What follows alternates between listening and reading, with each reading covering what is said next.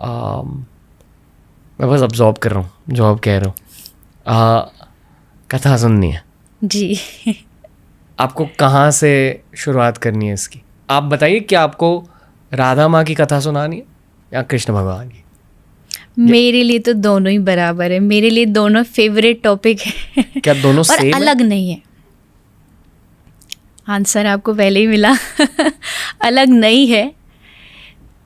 बहुत एक सिंपल तरीके से समझाती हूँ।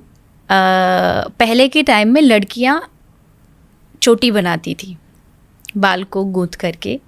उसमें होता क्या है, उसमें बाल होते हैं, एक ही बाल है, एक ही लड़की के बाल है, बट उसको क्या किया जाता है, उसका पार्ट कर दिया जाता है, 3 उसके पार्ट किए, एंड देन 3 पार्ट करके उसको एक दूसरे के ऊपर ऐसे चढ़ाया जाता है।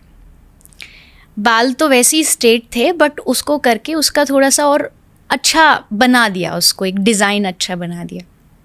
राधा और कृष्ण एक है, लेकिन अब उसको और अच्छा बनाना है, सजाना है, तो पहले उनको 2 बनाया गया। एक कृष्ण बने और एक राधा बनी, और फिर उन दोनों का जो मिलना है, वो जब दोनों मिले तो उससे फिर जो लीला बनी, जिसको कृष्ण लीला, महारास लीला, जो भी निकुंज लीला कहते, उससे फिर रस बढ़ा। वो थे एक ही, पर रस को बढ़ाने के लिए वो 2 बने, उन्होंने 2 रूप धारण किए, एंड देन फिर वो दोनों जाकर के एक में मिल गए। तो अलग वाला सिस्टम तो यहाँ है ही नहीं। अलग समझना उनको या अलग बोलना उनको, जैसे लोग बोलते हैं कि उनकी शादी क्यों नहीं हुई। अगर इतना ही प्यार था, इतना ही प्रेम था, तो शादी क्यों नहीं करी?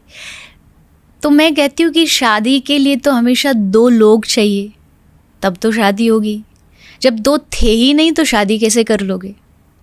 वो दोनों एक ही थे, आप अपने आप ही से शादी नहीं कर सकते, यू नीड अ पर्सन।